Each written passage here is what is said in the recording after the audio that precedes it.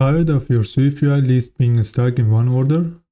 Even struggle to implement a simple drag and drop reordering feature? You are not alone. But what if I told you that reordering lists in SwiftUI is now easier than ever? In this video, I'm going to show you how to master list reordering in SwiftUI. We will start with the classic onMove modifier. Then we will dive into the simpler, more modern techniques that will make your code cleaner and more efficient. By the end of this video, you will be able to implement a smooth, intuitive list reordering in your apps with just a few lines of code. So let's get started.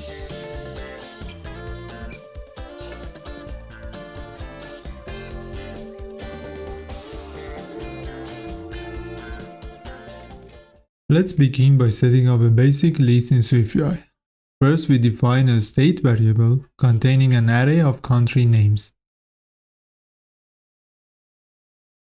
Next, we create a navigation stack and embed our list within it, displaying each country.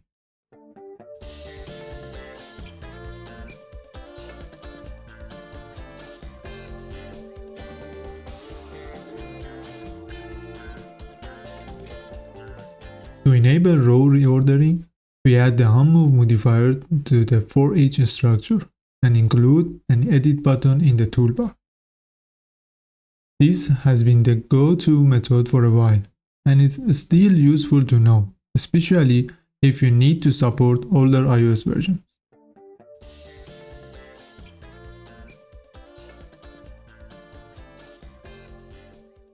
With these changes, users can now tap the edit button and reorder the list by dragging the rows to their desired positions.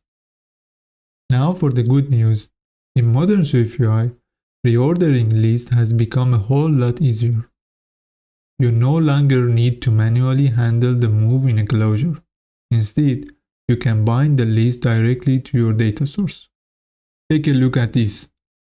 With the new method, we can simply pass a binding to our data array directly into the list. SwiftUI handles the reordering for us automatically. When the user moves a row, no more onMove closure or manual data manipulation. It's clean, concise, and much less error-prone. This is the recommended approach for any app targeting recent iOS versions. And it doesn't stop there. Modern SwiftUI also gives you granular control over the appearance and behavior of your list. For instance, you can disable the selection of specific items in a list using the selection disable modifier. You can also fine-tune the spacing between rows and sections with list row spacing.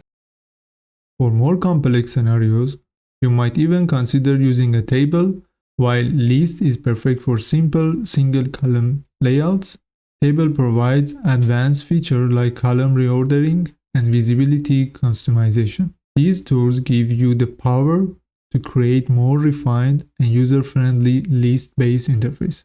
And that's a wrap on mastering list reordering in SwiftUI.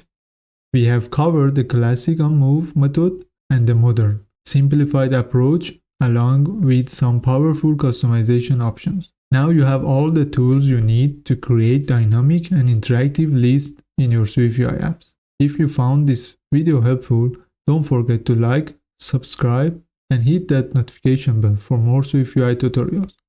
Thanks for watching and happy coding!